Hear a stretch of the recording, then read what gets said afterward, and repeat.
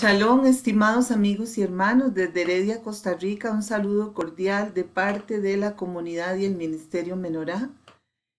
En esta preciosa mañana de Shabbat, compartiendo con ustedes el comentario a la Parashá Naso. Levantemos nuestras manos para orar. Bueno, así se llama la Parashá, levanta, Naso. Bendito seas tú, Yahweh, nuestro Elohim, Rey del universo, que nos santificas con tus mandamientos y nos has encomendado ocuparnos de tu Torah. En el nombre de Yeshua HaMashiach. Amén. Bueno, esta es la Parashá 35, que como dijimos, que Naso quiere decir levanta, y comprende números 4:21 al 7:89, con las escrituras asociadas, jueces 3:13, de 2 al 25, y los escritos apostólicos, Juan 3:1 a 4:54.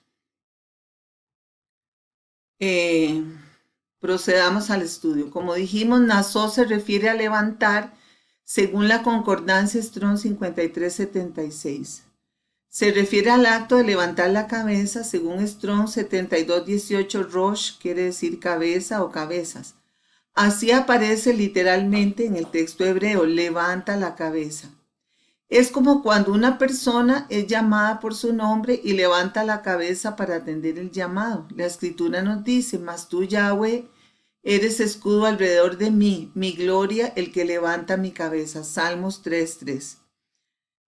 Quiero aquí hacer un breve paréntesis para aclarar que nosotros usamos la concordancia Strong y diversas concordancias, también diccionarios hebreo-español, y también la versión transliterada hebreo-español, palabra por palabra, de todas las Sagradas Escrituras, para poder comprobar eh, el significado de las palabras. Porque consideramos que el significado de las palabras en hebreo a veces difiere del significado en español, y por lo tanto, si no acudimos a esas fuentes originales del idioma sagrado, nos vamos a perder bastante riqueza del mensaje que nos transmite las Sagradas Escrituras. Sigamos con la parashá. Esta parashá es muy amplia en contenidas y están resumidas en este cuadro. Primero, censo y responsabilidades de los sacerdotes en Números capítulo 4.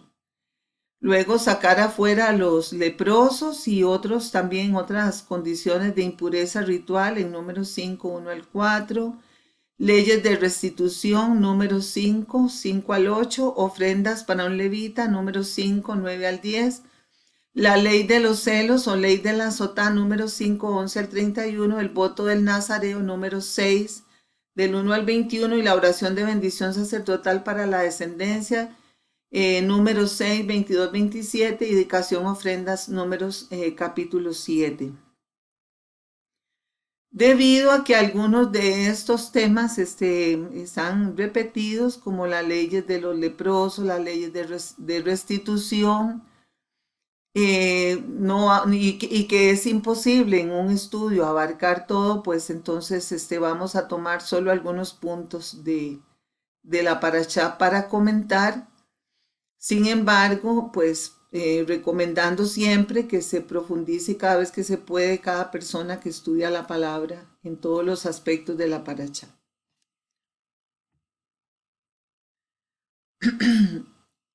En cuanto a los levitas, vemos cómo los levitas reciben un llamado, levantan su cabeza, como dice el salmo que leímos, el que levanta la cabeza. ¿Por qué ellos reciben ese llamado especial? Por haberse negado a la tentación de adorar al becerro de oro. Según leemos en Éxodo capítulo 32, Yahweh es fiel con los que le son fieles. Cuando resistimos ir en contra de la mayoría a favor de la justicia, Abba lo sabe y nos recompensa. En el momento en que una persona decide ir de parte del Eterno y de sus ordenanzas, inmediatamente comienza ya otro tipo un llamado especial a hacer algo diferente, que es a la vez que una responsabilidad, es un privilegio. Eso nos compete también a nosotros, nos llega hasta este tiempo. Ya habíamos estudiado las ordenanzas en cuanto al aislamiento de personas con lepra, flujo del aparato reproductor y el que se sea impuro por tocar o manipular un cadáver, que son las leyes de impureza ritual en la pasada parashot. Entonces, este tema como que no lo vamos a profundizar mucho en esta, recordando siempre que cuando el Todopoderoso permite que un mismo punto sea repetido en la escritura, es que está recalcando su importancia. Entonces, no es que no le demos importancia, pero para poder hacer el estudio más accesible a otros puntos que no hemos visto. Lo vamos a dejar así, por encimita. En cuanto a la ley de los celos o la ley de Sotá, Sotá según Strong 55-57 quiere decir el que pervierte, trastorna, trastornados para torcer o volcar.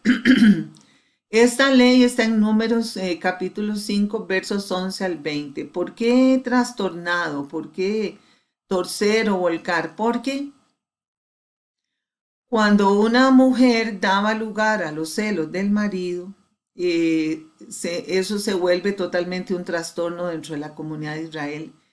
El adulterio es un pecado muy grave que puede llevar a un cambio total de todo el sistema en que se movía el pueblo de Israel de acuerdo a la Torá de Yahweh.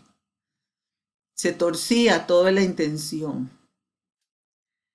Esta ley es muy mal interpretada, sobre todo por los movimientos feministas modernos. Bueno, muchos movimientos filosóficos y sociales viven atacando la Sagrada Escritura porque no entienden el completo significado de estos pasajes. En primer lugar, nosotros tenemos que mirar lo que es la cultura hebrea en la cual se desenvuelven las escrituras. Yahweh escogió un pueblo y un tiempo y una cultura para dar a conocer su palabra. Y en estos momentos, la mujer tenía un enorme, y aún la tiene, y es considerada de esa manera, responsabilidad en cuanto a resguardar la santidad del hogar y también la preservación de la semilla de la mujer, de la semilla, de la descendencia de Abba Yahweh, que es la que tiene que dar el mensaje al mundo de salvación y dar un ejemplo de salvación. Entonces, de hecho, todas las leyes de herencia y todo se daban de acuerdo a la preservación de la semilla. Entonces, por eso es que era muy estricto en ese sentido. Sin embargo, hay algunos detalles que nos vemos en la ley que la gente no, estas personas que critican no ven, que nos van a demostrar que en ningún sentido era una ley machista ni discriminatoria para la mujer. Por ejemplo, la ley especifica que si una mujer hubiera podido dar lugar a celos, según Números 5:13, la mujer, el hombre entraba en sospecha, pero era por un motivo. La mujer estaba dando lugar a celos. No era por un simple capricho del varón que se le ocurría ir y acusar a la mujer y ya por eso ya la mujer estaba condenada, como ocurre en otras culturas, que inclusive la pidan a una mujer inocente sin darle cabida a probar en una corte si en realidad ella había estado en una condición de adulterio. Entonces, la mujer había dado lugar, él podía llevarla al tribunal y aplicarle este ritual que iba a determinar si la mujer pues había incumplido en sus votos matrimoniales o no. Esto nos demuestra que la mujer debe ser cuidadosa de su imagen o de su recato, que en hebreo se llama snut, que no es solamente la forma de vestir, no se aplica a la forma de vestir, sino a la forma de comportarse. Y muchas veces hemos visto cómo ahora, pues bueno, es algo muy bueno aquí en nuestro país está ocurriendo y en otros, se está penalizando el acoso a la mujer. el acoso sexual y la falta de respeto a las mujeres en la calle, en lugares públicos. Y eso está muy bien que se haga. Sin embargo, después de siglos y aún todavía de presentar a la mujer como un objeto sexual, como un objeto de comercio, de repente de la noche a la mañana quieren que las cosas cambien sin entender que tienen que mediar un proceso educativo completo. Y es evidente que, que una mujer, la forma de vestir, de caminar o de comportarse, va a demostrar o va a decir en muy buena medida qué es lo que esa mujer está exponiendo al mundo. No solo la mujer, sino el hombre. La forma de externa que ve la gente nos dice mucho de lo que hay ahí adentro, de lo que esa persona pretende. Así pues, es obligatorio que una mujer también cuide su recato. Lo mismo se debe evitar, y era una cosa que también el hombre tomaba en cuenta, que una mujer esté a solas con un hombre que no sea su marido para no dar lugar a situaciones de compromiso y a situaciones de pecado. Y eso es algo que también pues se viola muy comúnmente, ¿verdad? Y dando lugar a situaciones de infidelidad que pueden ocurrir. Somos muy específicos en eso, en que sí se debe cuidar ese recato y que ahora el recato aplica a todos, varones y mujeres. Sobre todo en estos tiempos, en esto ya no hay diferencia entre hombre y mujer. La escritura nos dice, ya no hay judío ni griego, no hay esclavo ni libre, no hay varón ni mujer, porque todos vosotros sois uno. En Yahoshua el Mesías, en Gálatas 3:28.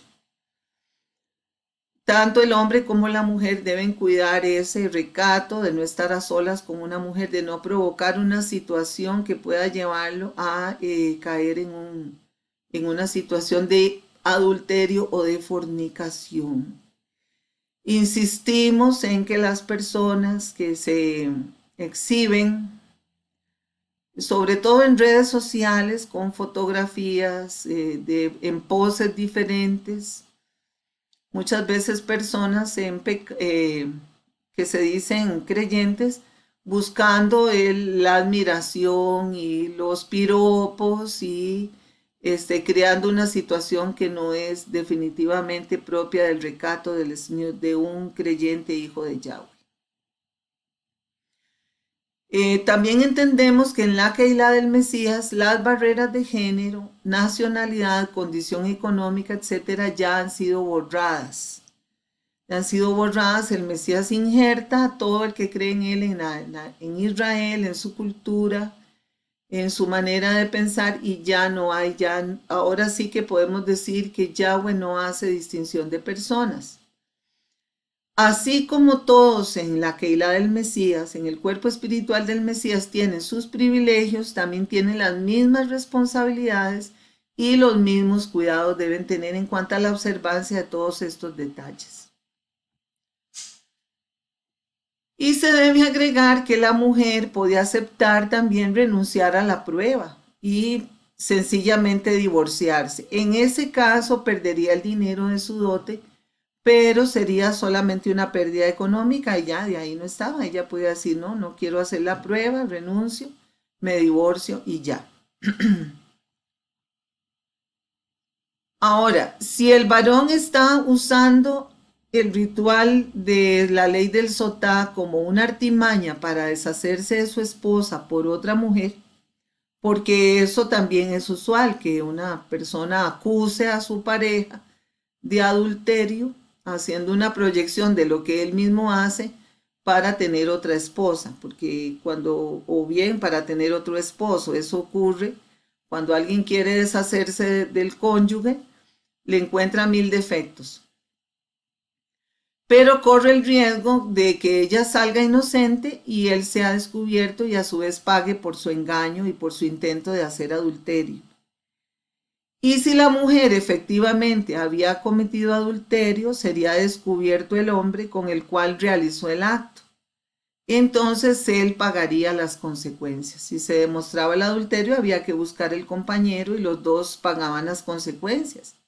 Así que vemos que en esta ley no había nada de machismo, más bien es una ley bastante adelantada para los tiempos en que estamos tratando este asunto. Bueno, el sacerdote, según número 518, debía descubrir la cabeza de la mujer como un signo de posible deshonra. La escritura dice que durante un ritual en el templo la mujer debe tener la cabeza cubierta y preferiblemente en lugares públicos, según leemos en Primera de Corintios capítulo 11, versos 5 al 16. Por eso, nosotras nos cubrimos la cabeza en las actividades de la comunidad en donde oramos o profetizamos, o sea, leemos la Torá en público, porque leer la Torá es como profetizar, toda la Torá es profética.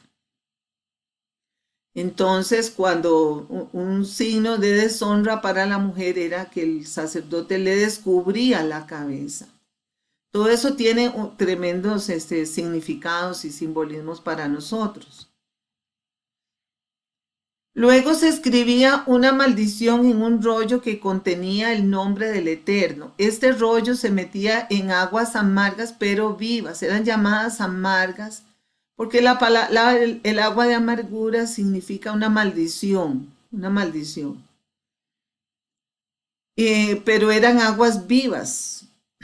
Aguas vivas se refieren a la escritura que provienen de manantiales o de lluvia completamente exentos de impurezas.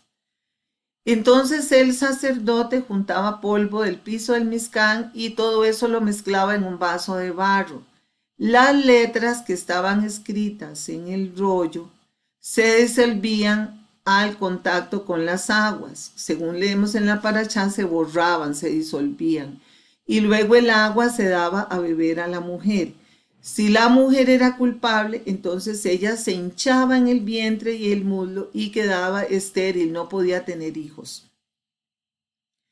Si era inocente, no le ocurría nada y podía volver a su vida casada, a su vida normal de casada. No había ningún derecho de parte de nadie para señalarla.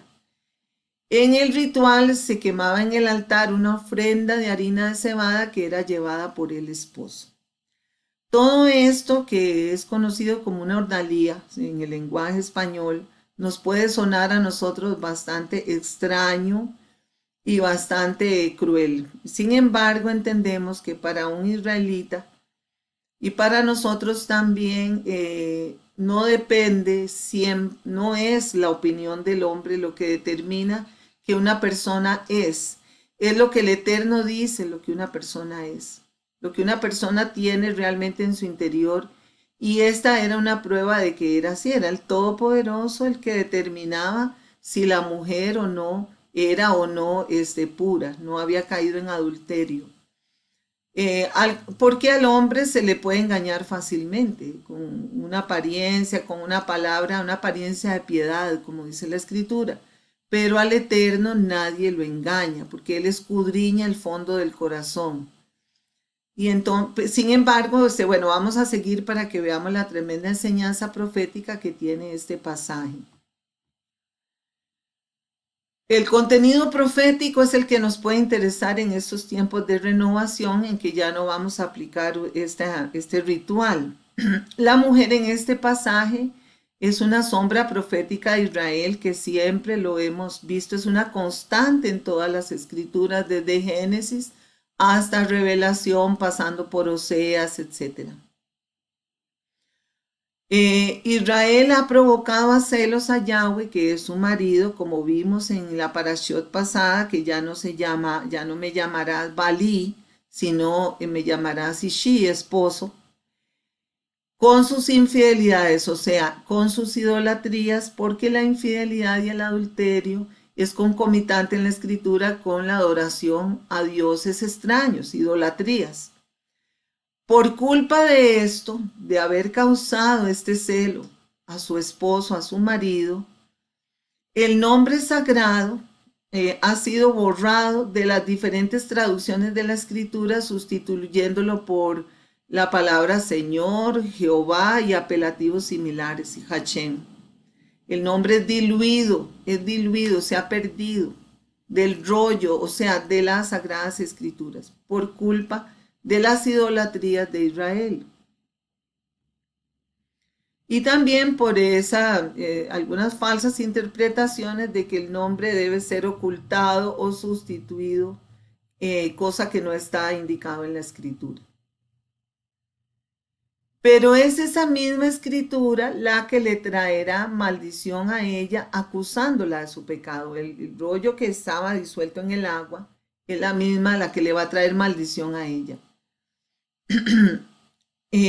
Dice la escritura, no penséis que yo os acusaré delante del Padre, el que os acusa es Moisés, dijo Yahoshua eso, es la Torá, en quien vosotros habéis puesto vuestra esperanza, Juan 5:45. Entonces no era Yahshua, es la misma ley, la misma Torá violada, es la que nos va a servir de acusación. Este es nuestro destino final, ser acusados de nuestros pecados, por supuesto, si no mediara la intervención del plan de redención de Abba Yahweh, según vamos a ver en la misma ley de Sotá. Por eso a Yahoshua, que redime a Israel de su pecado para que pueda entrar en pacto con el Eterno nuevamente, se le dio a beber vinagre con hiel durante su agonía en la cruz. O sea, le dieron a beber aguas amargas. Dice la palabra, le dieron a beber vinagre mezclado con hiel, pero después de haberlo probado no quiso beberlo. Mateo 27:34. La hiel denota cualquier cosa amarga como ajenjo, adormidera, etc. Bíblicamente es usado para indicar amargura de espíritu, la amargura que produce el pecado. Dice la escritura, porque en hiel de amargura y en prisión de maldad veo que estás. Hechos 8:23. Él lo probó, pero no lo tomó, porque fue tentado en todo, pero nunca pecó, y porque no pudo ser derrotado por el enemigo. A él no le correspondía tomarlo. Esta relación entre la amargura y la maldición es una constante sombra profética en las escrituras, como hemos estudiado con anterioridad. Pero además, los elementos del ritual nos prefiguran el plan de redención. El marido agraviado, que representa al Eterno, lleva una ofrenda de cebada. ¿Qué nos recuerda esto? ¿Qué nos recuerda esa ofrenda de cebada? Pues nos recuerda la muez de Pesach, en donde la ofrenda era de cebada, el pan de aflicción, y ese pan representa a Yahoshua mismo. El vaso de barro es el ser humano mismo, es el hijo de Yahweh, es el israelita, que es trabajado en manos del Eterno en la metáfora del alfarero, según vemos en Jeremías 18. Las aguas vivas nos hablan de la tevilá, la inmersión, el ritual de la inmersión purificatorio que se hace en aguas vivas, y el polvo del suelo del Mizcán es la muerte, pues la muerte es representada por el polvo, según Génesis 3:19, que dice que polvo eres y al polvo volverás. Y es también la tierra de Israel. No en vano Yahoshua escribió en el polvo el día que redimió a la mujer adúltera que iba a ser lapidada. Entonces vemos la perfecta concordancia que hay entre este pasaje y todo lo que está ocurriendo en el Pri Hadashah con Yahoshua. Bueno, sigamos entonces hacia el voto de Nazariato que está en Números capítulo 6. Todas estas rituales, órdenes, mandamientos son para nosotros un poco extraños para la cultura en la cual estamos viviendo en el exilio, pero no solo aquí la podemos entender completamente, sino que podemos sacar un provecho para nosotros, un entendimiento para nosotros. Dice la palabra, sigamos, se llama Nazir a cualquier israelita, hombre o mujer que tome el voto de Nazariato.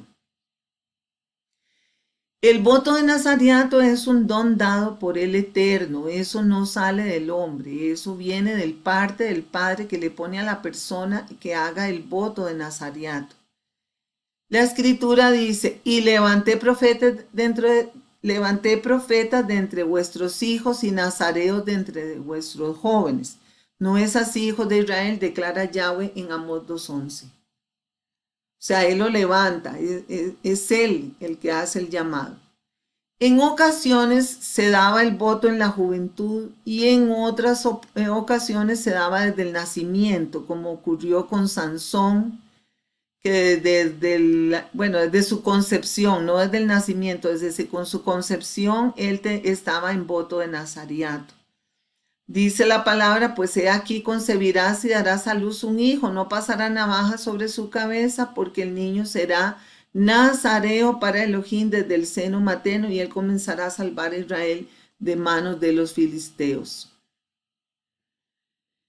Este último caso era con un propósito especial. Abba nos demuestra con esto que desde el nacimiento él tiene planes para cada hijo suyo, y en algunos casos esos planes requieren una dedicación especial y completa. Como dice este precioso salmo, no fueron encubiertos de ti mis huesos, a pesar de que fui hecho en lo oculto y entretejido en lo profundo de la tierra. Tus ojos vieron mi embrión y en tu libro estaba escrito todo aquello que a su tiempo fue formado sin faltar nada de ello. Eso está en el Salmo 139, versos 15 y 16.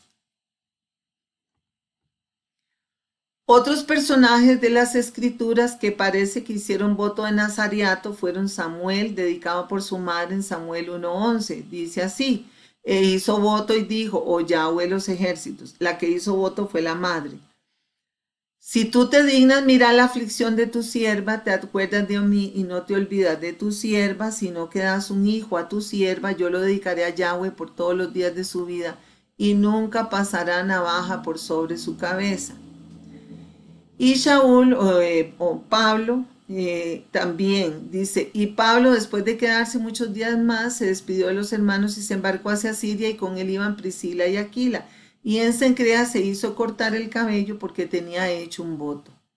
También para ampliar este tema, en otra oportunidad que también vemos votos que todavía existían en vigencia, en Hechos 21, 23 al 27. La palabra Nazir quiere decir, según Strong 51:39, nazareo, uno consagrado, dedicado o apartado.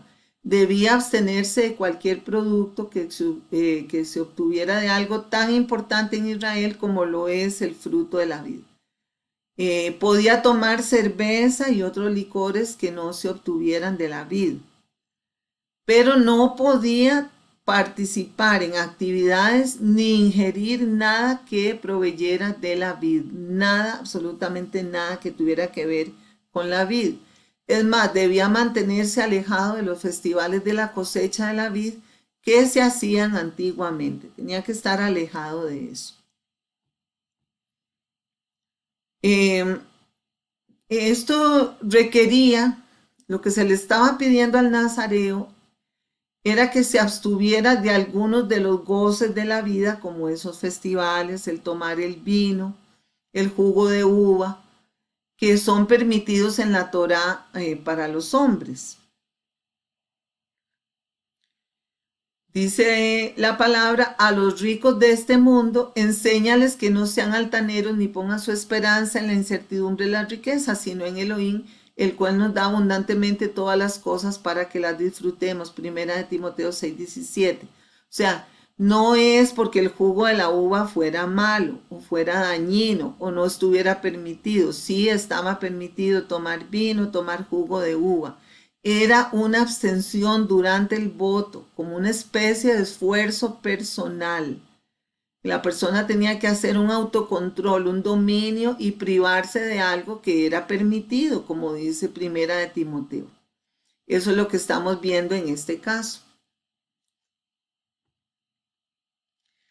El propósito de este voto era para cualquier israelita, era para un hombre o una mujer que lo tomara por llamado de Yahweh a vivir un periodo de santidad especial, de purificación, así como vivía siempre el sumo sacerdote. Si vemos con cuidado, todas las especificaciones que se daban para el voto eran parecidas a las que tenía que pasar el sumo sacerdote. no podía tocar cadáveres, como vimos en las leyes que se dieron en Parashot pasadas para el Cohen Hagadol, para el sumo sacerdote. Así como los sacerdotes no podían tomar vino al entrar a oficiar, ellos tampoco podían tomar vino mientras estaban en el periodo del voto. Eh, Todo esto nos indica que le daba la oportunidad a cualquier israelita de pasar un periodo de su vida viviendo como si fuera el sumo sacerdote, experimentando eso mismo. Otra cosa es que podía hacerlo un hombre o una mujer prefigurando el tiempo de la Keilah de Yahoshua, en donde tanto los hombres como las mujeres ejercen servicios ministeriales o sacerdotales a participar de las actividades de la comunidad y la predicación de las buenas nuevas, algo que todos tenemos que hacer, hombres y mujeres en la Keilah. Ya había una sombra profética de esta ruptura, de esta barrera entre el hombre y la mujer, porque Yahweh conoce todos los tiempos, conoce los cambios y sabe sabía que en tiempos futuros habría muchos hogares en que no hubiera padre, en que la mujer fuera la que tuviera que tomar el papel sacerdotal en el hogar porque no había un hombre y tenía que liderar a un grupo, todo eso. Sin embargo, siempre hemos entendido que dentro de la comunidad existen labores o funciones ministeriales propias para el hombre y más propias para la mujer. Pero en cuestión de llevar la palabra, que en este tiempo equivale a ejercer la función sacerdotal, según hemos leído en estudios anteriores, el hombre y la mujer tienen obligaciones en cuanto a esto. Y también los que hacían voto de nazariato llevaban, así como el sumo sacerdote llevaba la mitra en su cabeza que decía santidad a Yahweh, una señal sobre su cabeza que era el cabello. El cabello en la cabeza tiene mucha connotación cultural en el tiempo que estamos hablando. Raparse el cabello era símbolo de luto, de renunciación también. Y una esplendorosa cabellera era un signo de belleza y de gloria. Eso es algo que podemos analizar más adelante. El voto de nazariato no podemos, así como está escrito en la escritura, realizarlos en este tiempo porque no con ese ritual, pues, todo ese ritual que implicaba el cabello, quemarlo y todo eso, pues que ahora no hay templo donde ofrecer ese ritual. Templo literal. Pero traducido a estos tiempos, podemos decir que cualquier israelita puede tomar un tiempo especial de purificación y apartamiento. Apartarse cuando Abba lo requiera o no lo ponga en el corazón. Tal como Shaul lo hizo porque tenía una misión, un propósito especial, una persona puede tomar un tiempo haciendo un voto de apartamiento para prepararse, ya sea para las Moed, o porque está pasando una crisis, o porque está muy agotado con las faenas de la vida cotidiana, que a veces son muy pesadas. Y sería también adecuado en ese tiempo restringirse de alimentos que aunque están permitidos, sería bueno durante ese tiempo de apartamiento que una persona se descontamine, coma alimentos livianos, más vegetales, más frutas, mucha agua, descanso, mucha meditación, oración. Asimismo, puede apartarse de actividades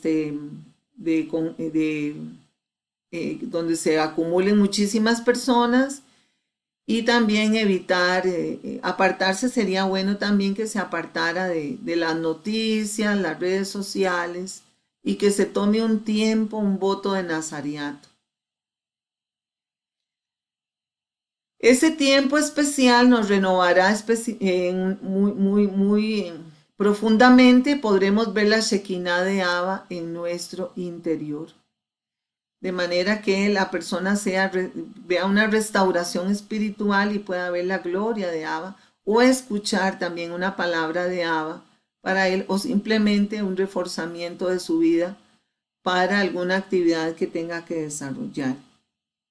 Así pues, cualquiera de nosotros, igual que el sumo sacerdote, que entraba al lugar santísimo en comunión con Abba, en una forma muy especial, puede tener un tiempo de apartamiento donde esté en oración profunda y, como digo yo, como le estoy diciendo, ver la Shekinah en su vida.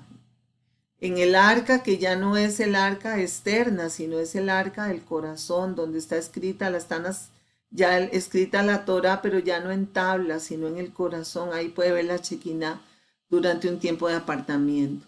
Algo parecido podemos ver, digamos, con Daniel y sus amigos, que ellos se apartaron del grupo de jóvenes que estaban siendo preparados para servir en la corte y comieron alimentos livianos y agua y legumbres por un tiempo y Abba los reforzó espiritualmente por eso, para poder enfrentarse al hecho de ser un testimonio en un imperio totalmente pagano, inmenso, y evitar ser absorbidos por toda esa banalidad y por toda esa idolatría.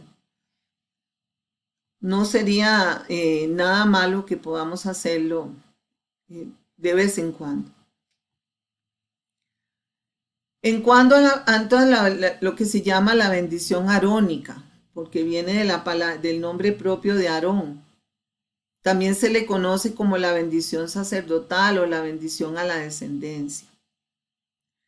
Vamos a ver el comentario. Habló Yahweh a Moisés y le dijo: habla Aarón y a sus hijos y diles: así habrás de bendecir a los israelitas. Les dirás: Yahweh te bendiga y te guarde. Yahweh haga resplandecer su rostro sobre ti y te muestre misericordia. Yahweh vuelva su rostro hacia ti y te conceda shalom, te conceda esa paz profunda, que shalom.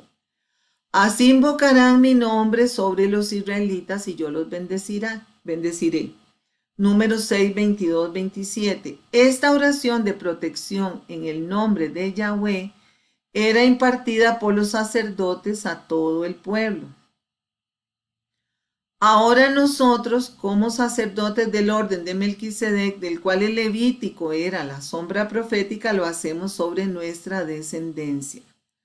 Algunas personas dicen que no debemos pronunciar esa oración, lo he escuchado, personas que creen en la Torá, porque eso le corresponde solamente a los Aarón y a sus hijos, o sea, a los sacerdotes, a la clase sacerdotal. Sin embargo, ya hemos estudiado repetidamente que la Keilah del Mesías es un templo también, en donde todos estamos fungiendo una función sacerdotal en este momento.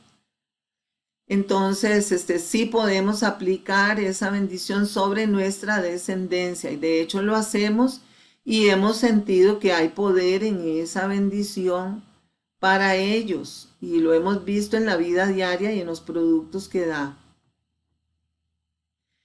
En ella se demuestra el poder del nombre para bendecir y proteger.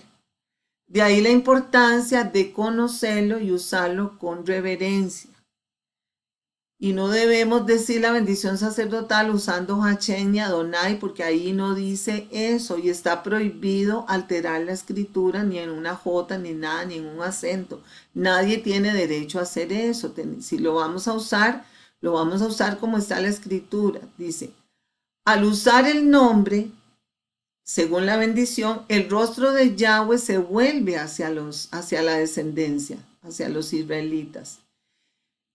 Esto puede parecer una contradicción porque, según la escritura, ver el rostro del Eterno implica la muerte. Leemos: y añadió: no puedes ver mi rostro porque nadie puede verme y vivir, en Éxodo 33, 20.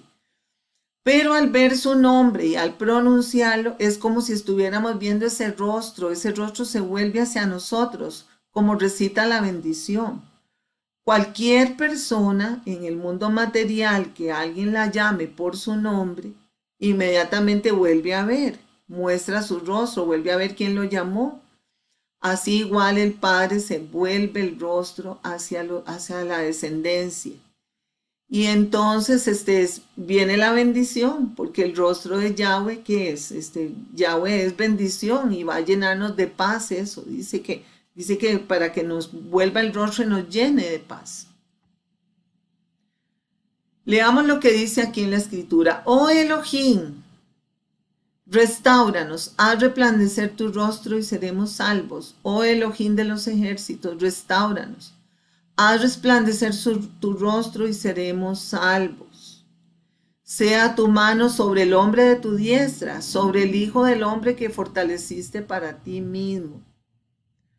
Así no nos apartaremos de ti, nos darás vida e invocaremos tu nombre, oh Yahweh, Elohim de los ejércitos, restáuranos, haz resplandecer tu rostro y seremos salvos. Eso está en el Salmo 80, versos 3, 7, 17 al 19.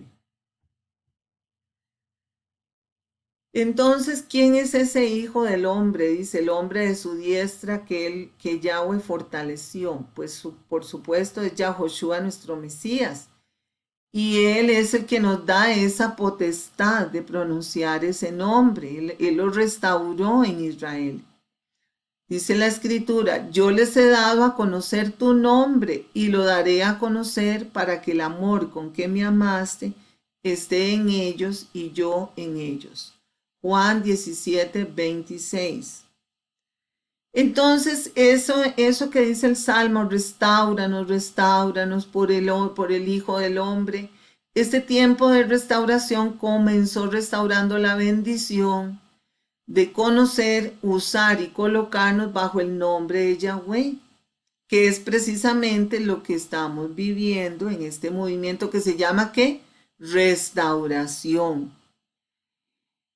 Para que al fin tengamos shalom. ¿Y quién de nosotros que hemos vuelto a las sendas antiguas no tenemos al fin shalom después de haber andado buscando la verdad en montones de grupos, religiones, ideas, filosofías? Pues nosotros, por medio del Hijo del Hombre, Yahoshua, hemos sido restaurados en el uso del nombre y hemos sido salvados también.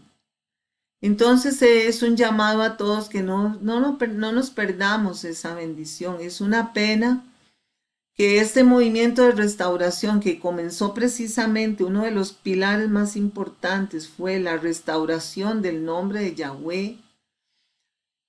Muchas personas se estén volviendo atrás y estén entrando otra vez en esas ideas que equivocadamente circularon desde un siglo antes de Yahoshua hasta 2, 3 siglos después y aún hasta ahora, de ocultar el nombre o sustituirlo por Hashem, por otros apelativos y en el mundo cristiano por algo tan espurio y con un significado tan oscuro como el nombre Jehová. Y ahora tristemente mucha gente está volviendo al Jehová, pero en una forma de Jehová, una forma alterada. Hacemos un llamado a no perdernos esa gran bendición de el nombre restaurado en nuestras vidas, porque eso nos va a dar precisamente shalom.